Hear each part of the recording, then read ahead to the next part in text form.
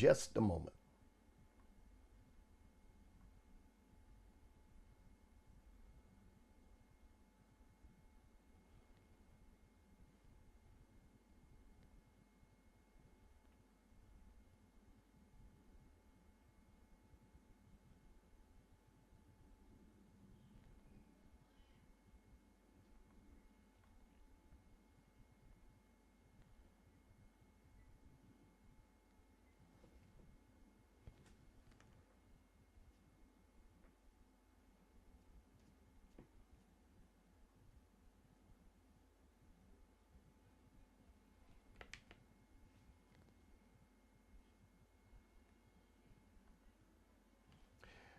Well, hey, everybody, it's Pastor Martin, and we are on tonight, and here we are as we get ready to talk ministry. We're grateful for you being with us on tonight, and certainly we're blessed and favored of God to have you with us every Wednesday night. It's always good to have you with us, and we're certainly blessed. Want you to come on in tonight as we're getting started, and we're going to be sharing with you some very powerful things that I believe are going to bless you tonight as we're starting tonight. God bless each and every one of you. We're going to talk ministry, and I want to say that we are preparing. In a few weeks, we may be moving and shifting our Wednesday night from somewhat from Facebook over to YouTube, also straight to our website, which is dlmartin.org. Sometimes Facebook is a little finicky in the things that they do. And so we want to make sure that we're getting the best quality to you as it relates to our live streams and those things that we're doing. And so that may be a possibility. Just want to share that with you to let you know that it may be a possibility if you don't catch us here.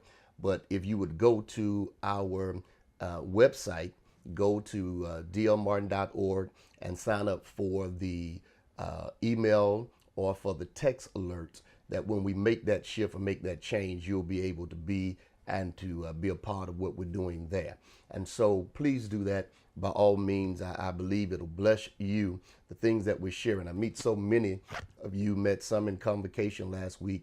So many of you I meet and you say, Pastor Martin, we appreciate the time that you take on Wednesday nights to share with us concerning ministry.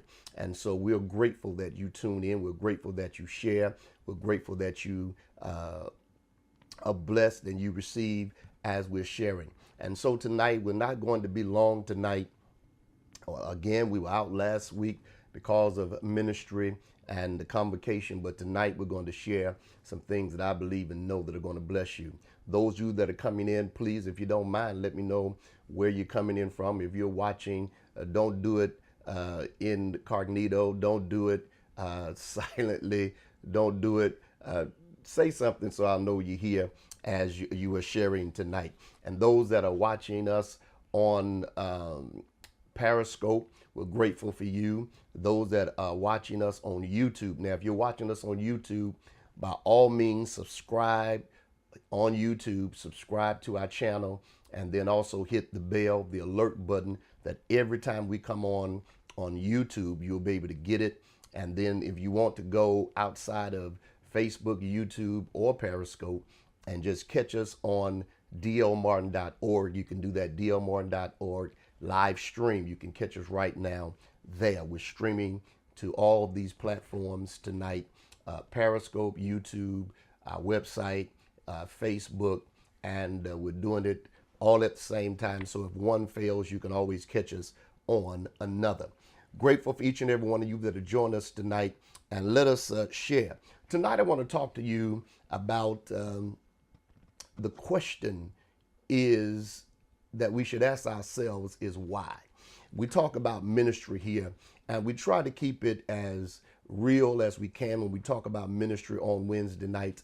And those of you that are ministers, those of you that are evangelists, whatever you do in ministry, those of you that are getting started, whether you're young, whether you're old, whether you've been in ministry for a while, I want to talk to you tonight. I think it's very important that every now and then we hear something that's not just the what I would call politically correct answers to give to people, and politically correct answers so people can just sort of look at it and say, well, when you do that, that's good. But I want to talk to you about the question of why. Why we got to ask ourselves the question. Sometimes you have to talk to yourself, and I know that's not a good thing, but David encouraged himself, and sometimes you have to talk to yourself. Sometimes you got to speak to yourself. You got to say something to yourself when it comes to ministry. And sometimes, as I share tonight, I want to share with you, because some of you, you're going to find that even after we talk tonight, that you're going to be better. Your outlook and your perception of ministry is going to be different, and the things that you need to do for the balance of the year. Here we are in August, and you've still got time to make the impact that you need to make in ministry and touch lives that you need to touch. And so we want to share with you on tonight. Well, today, most people in ministry feel like giving up, or they're asking themselves what is wrong. And I know a lot of times that's hard for us to admit, but there are a lot of people in ministry that I've talked to lately that just said to me, Pastor Martin, I don't really feel like doing this. And sometimes I feel like giving up. And all of us, if we'll be honest, no matter how successful you think you are and how successful you are, sometimes you feel like quitting. You feel like giving up. And I know we say quitting is not an option, and really it's not. But sometimes you still feel like giving up. You feel like quitting. You feel like saying, I can't do this any longer. And sometimes you don't have people to talk to, and you can't explain sometimes even why you feel that way. You just know you feel that way, especially when you're giving your all, putting 100% in, you're doing everything that you feel God has told you to do, called you to do. And sometimes you just feel like giving up. Well, biblically, when you think of it biblically, you're not the first one. There are a lot of people in scripture that felt like giving up. And Jonah felt like giving up. David, a whole lot of people felt like giving up. So it was not, you're not the first one. David even went to the extent to say, I had fainted unless I had believed to see the goodness of the Lord in the land of the living. And so, sometimes you just feel like giving up. And a lot of people that I've talked to, and a lot of people that have contacted me say, Pastor Martin, we appreciate you because you sort of keep it real, that sometimes we do feel like giving up. We do feel like throwing in the towel. We feel like, what is wrong? Am I doing something wrong? Most are paralyzed. Most people in ministry are paralyzed, or they're stuck in a place that they can't explain. Sometimes you can't explain where you are to anybody. Sometimes you really, there's no words you can give. And sometimes you're paralyzed. And to be paralyzed means you're stuck, means you're not moving like you think you should. You're not moving like you believe you should move. And you seem to be stuck where you are. And that is something that we have to deal with the reality of. There's some people, I know every day they're clicking, every day things are going fine. But there comes a time you get paralyzed. There comes a time you get stuck, and you can't explain why you're stuck. Sometimes you don't know why you're stuck. And you've tried everybody's plans and everybody's methods. You went to everybody's conferences. You bought their books. You've done everything that they said you should do. And when you do it, you found out that it still didn't work for you. And so you feel paralyzed. You feel stuck. And we have to be honest with people. Sometimes going to a thing and getting information is good. But sometimes even when you get all of that, it just don't work for you.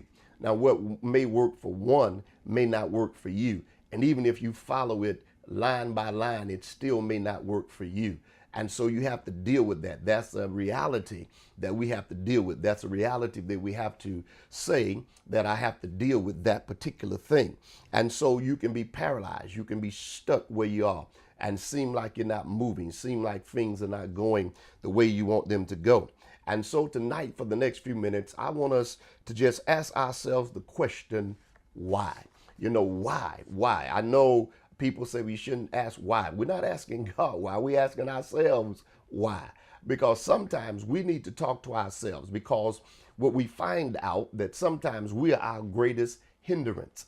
It's not other people, it's us. We are hindering ourselves because we refuse to ask the question why. We refuse to deal with why. We refuse to deal with where we are. And because we don't ask the question why, because we don't say to ourselves and deal with the things we need to deal with, then we are stuck with other people's opinions. We are paralyzed with other people's work, what they're doing and how successful they are and what the things that's going on with them. And we're stuck. A lot of times we're trying to catch up or compete or duplicate what someone else does to see if it'll work for us, and so we can get just that break. And so you got to start asking yourself why. It's the why question that we need to ask ourselves, and then we need to get the answer to it. Number one, and I've only got 4 of these tonight. Number one, why am I so frustrated? What has me so going through these changes as a preacher, as a minister, even young preachers? I see a lot of posts. Young preachers are so frustrated. They're going through because they seemingly no one's giving them an opportunity, or no one's giving them a chance, or no one's opening the door for them, and they're not being used like they think they should. And then you got older preachers that feel like people are forsaking them. They feel washed up. They feel no one is, no one is calling me anymore. And so there's a great frustration going on. We are just at that place that we're just standing there, and you got to ask yourself why. Because if you really look at some things that we're doing ministry, but our problem is the reason we have this great thing going on is because we're trying our best to keep up with others, and we're modeling or matching or trying to match ourselves to other people. Therefore, if we don't come up to what they're doing, then we think we are not doing anything. You may not be traveling every week. You may not be on the field every week, but if you've got engagements and people are calling you to minister, then you are doing ministry. Whether you're young or whether you're old, you're doing something. So what we got to ask ourselves, why am I so frustrated? What's going on with me? Because I'm looking at other stuff, and I want to tell you, looking at other people and other things can get you to that place real quickly, because you'll start trying to keep up and compete, and sometimes not even knowing what's going on. It's like cooking a cake. If you never cooked a cake, if you've cooked cake, my wife bakes some of the most outstanding cream cheese pound cake you'll ever have in your life. It melts in your mouth, I'm telling you. And she can cook it, and I have to stay away from it, but when she cook it, it's on. And you get you some ice cream with some butter pecan ice cream and some milk, and it's over. I'm telling you, it's good. But now she cooks those cakes. Now, if you never cooked one, and you get the recipe from her, and you go home and you try to cook it, if you never cook one and it does not turn out the way she did it, then if you're not careful, you get frustrated. I remember one of the first ladies here in the city, my wife sort of shared with her how to cook the cake. And when we went to her house to visit one during the Christmas holidays, she said, I just stopped. I gave up on doing the cake because I was just it just never turned out the way yours turned out. And so my wife shared something else with her, and she said, I missed that. And so sometimes what we're doing, the reason we have to ask ourselves why am I frustrated? You're frustrated because we're trying to match others, keep up with what they're doing, follow their pattern, follow their plan, instead of really praying and asking God what he wants us to do. As a young preacher, you've got to get to the place that you learn to seek God to find out what he wants you to do. And even as a older preacher, you got to find out what is it that God wants me to do. And that's for male and female.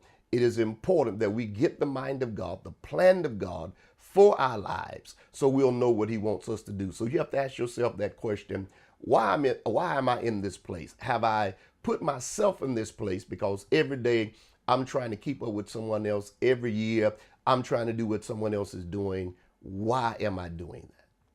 Why? That's the question you have to ask yourself. Why? Why am I doing that? What is my reason? What is my purpose? God has something for you. Find out what God has for you to do. And if you do what he tells you to do, then you're going to be fine. Number 2, and that is we have to ask ourselves why. Why am I still trying to get the approval of others? A lot of us in ministry, we would be a whole lot better if we just stop our trying to get the approval of everybody else. Um, I mean, it's amazing how what length we will go to and all the extremes we will go to just to get people to approve us and to like us. And many of us in ministry, we're paralyzed because we're trying to get people to like us. We're trying to fit in. We're trying to get into people's circles and things. And understand there's nothing with people having their own circles, because people they're familiar with, people they may have grew up with, people they may have relationship with, people they have befriended. Nothing wrong with that. But we're trying our best to fit into circles and to into these little communities that maybe God has not ordained for us to be in. And so when people don't accept us in, we go through all type of changes trying to fit in. That's why we're in the place where we are, is because we're trying our best to fit. We're trying our best to get in. We're trying our best to know and say to ourselves, if they approve me, if these people approve me, if they do it, then I know that I'm worth something, that I have value. But you've got to understand, for the mere fact, and I want you to hear me, for the mere fact God has anointed you, for the mere fact God has chosen you, for the mere fact he's placed his hand on you, for the mere fact that he's blessed you, you have to understand, and listen at me carefully, you have to understand that you are of value. You're of value to God. You're of value to the kingdom. You're of value to people's life. You've got to understand that everybody is valuable to somebody. That's why you don't always have to get the approval of people and those, because everybody is valuable to somebody. Where you may not be valuable to one, you're valuable to somebody. Think about it. I always think about it this way. If the lifeguard that's at there at the beach or wherever, he may not be valuable to anybody, but if you're drowning, he's valuable to you. If it's a sheet, it don't matter. It won't even matter their gender. If they are rescuing you, it don't matter whether they're black, white. It don't matter their origin. It don't matter what race they are. They're valuable to you. Why? For the mere fact that they can save your life. And so you are valuable to somebody. So when you ask yourself, you got to keep asking yourself, why am I struggling? Why am I fighting so much to get the approval of people? Those that God has assigned you to, those that God has anointed you to bless their lives, just do that. And stop worrying about it, because if God wants you on another platform, he'll give it. If he wants to open a different door, he'll open it for you. If God wants, whatever you need, God's going to do it. So just allow yourself and say to yourself that I'm going to stop. I've asked myself why. I've got to stop trying to get the approval of everybody. It just doesn't work, because at the end of the day, there are going to be some people that don't approve of you no matter what you do, how good you are and how anointed you are.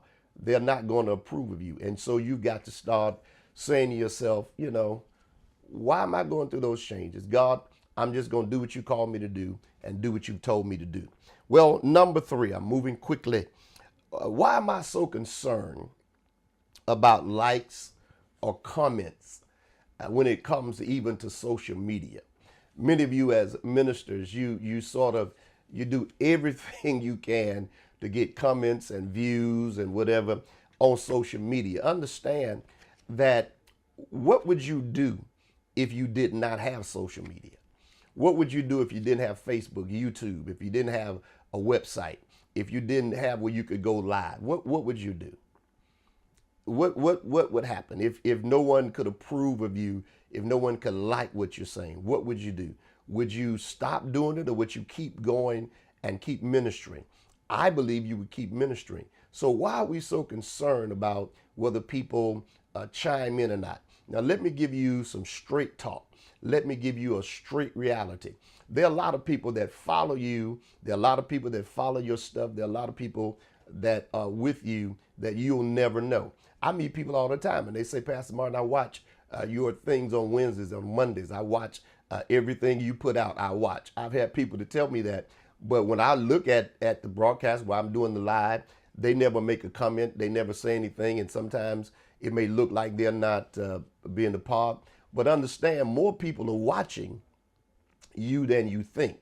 And some people, the reality check is for you and us, for me, you, and everyone, is some people will never let you know that they're watching you. They won't make a comment, they won't like it, but you know they are, but they won't never tell you. Sometimes when they do tell you, they didn't mean to tell you, it just happened to slip out that they told you. So you got to ask yourself, why am I so concerned about those on these likes on social media, whether I get likes or whatever, or whether it goes viral? There's some people, time they pop on, they got 1,800 views. There's some people, time they pop on, they got 600 or 700 people watching them, and you going through changes saying, oh, nobody's watching me. Well, if it's God and he told you to do it, then you do what God told you to do, and then let God do the rest. The views or whatever come later. If that's what God is, going to touch somebody's life, and somebody's going to be blessed. Because again, people are watching you, but they'll never say they're watching you. I've got people I know that watch not only my Wednesday nights, they watch on Monday nights. I got people that watch our broadcast, where we broadcast live from church on Sundays. I've got people that watch a post if I do post with my grandkids, if I do post about ministry, or if I edit a video and put something on. I know they watch it.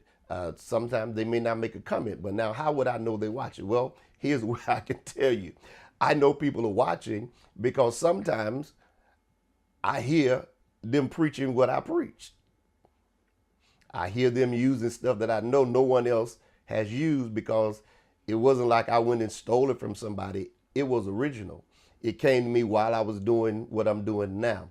I've had people, when I do these things on Monday nights, I've heard other people that will use it in a setting that they're doing the live. They never say, I heard Pastor Martin say it, but they just use it and give them credit. I've done some posts where I posted things and people put it out and never put my name on it. Well, there's nothing wrong with that, I guess, if that's what they want to do. But I'm just saying to you, people watch you. People respond to you that will never say anything online to you. And all of us, I guess, do it where you may watch somebody's video and you may not say anything, but you may be blessed by it.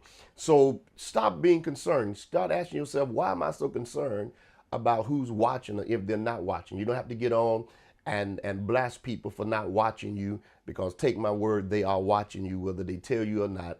They are watching. They are watching. Some people watching tonight, they're not saying anything, but they're watching. And I know they are. Sometimes I'll hear later and they'll tell me they're watching. So get off that kick and just start dealing with it from this perspective. If God told you to do it, then do it, and don't worry about whether people giving you credit, whether they tell you they're watching, whether they make comments or whatever. Some people are not going to make comments. Sometimes you got to understand that you are not, I don't want to use the word famous enough, but I guess I could. You're not as famous as people that sometimes people make comments on people's stuff that the stuff they say don't make any sense, but they do it because of who they are.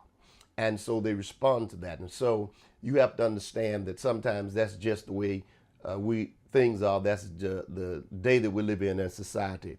So ask yourself, why am I so concerned about those things? All right, I'm getting down to the last part. If God called you and chose you, then you got to ask yourself, why am I not doing what God has called me to do? Why am I sitting around waiting on opportunities? Why am I sitting around waiting on people? Why am I sitting around waiting for things to happen for me? I keep saying to you, and I want to say it again, that this thing is so big, it's so vast, it's so great that you can be wherever you are and ministering to people. As I sit here in Atlanta tonight, I'm ministering to somebody in California, ministering to somebody in Texas, ministering to somebody in the foreign countries that are watching this. And so you don't have to wait for people to give you an opportunity to do a thing. You just got to get up and do what God has called you to do. Everyone is not comfortable. Everyone's not going to do lives. Everyone's not going to do where they go do revivals. Everyone has to find out, what is your calling? What is your ministry? What has God called you to do? And do what he's called you to do. And I'm telling you, you're going to be fulfilled and comfortable when you do that. Until then, if you keep running around trying to be somebody else, you will never be comfortable trying to be somebody else, because it's not the way God ordained it for you or for me, that we will run around and try our best to be someone else and to fit in to somebody else's world. That's not the way God planned it for us. He didn't plan for us to be another person. I can only be me. And if I be me, people will accept me for me. They will accept you for you. Do what you do.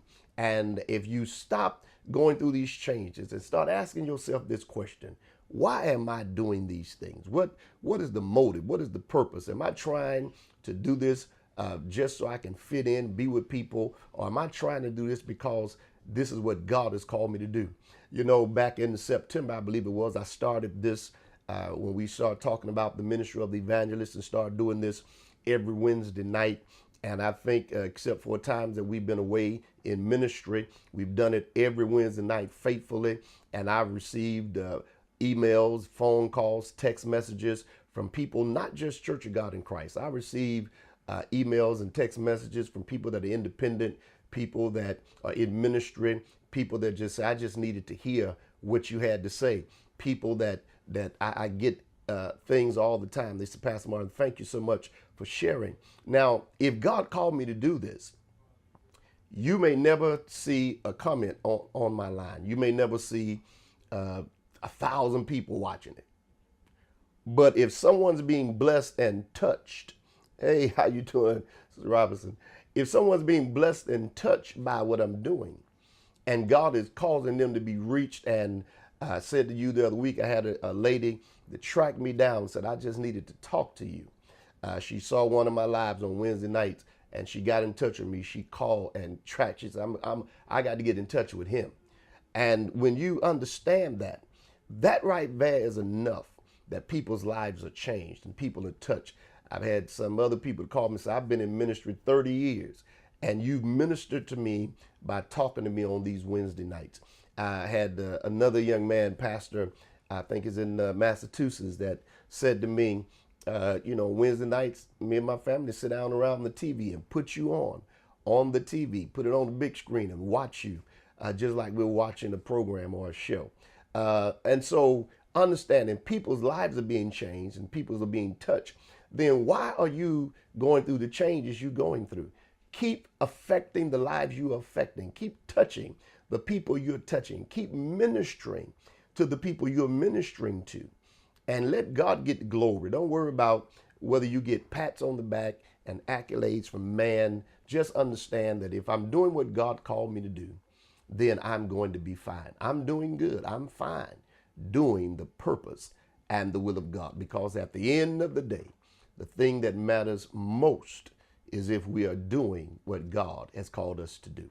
Now, I pray and trust that you receive from this tonight, those of you that are watching, and then those of you that will watch, those of you on Periscope, those of you on YouTube, those of you that are there at dlmartin.org, those of you that are at Facebook. I want to thank God certainly for you. And I pray and trust that it would bless and has blessed your life. The question you've got to ask yourself is why? And then you've got to answer the question and say, at this point, what I'm going to do is just do what God's called me to do. And I know that everything is going to be all right. The Lord bless you tonight, and the Lord keep you is my prayer. So many of you have asked, well, Pastor Martin, how can we do and be a blessing to what you're doing? I'm going to put this on the screen. You can go there. My website, my email address, if you want to reach me, my email address is going to pop up on the screen here. And then my website, dlmartin.org.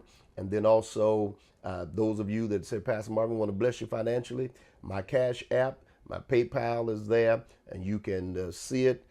Just go there tonight. And even if you want to look at this over and watch it out of the confines of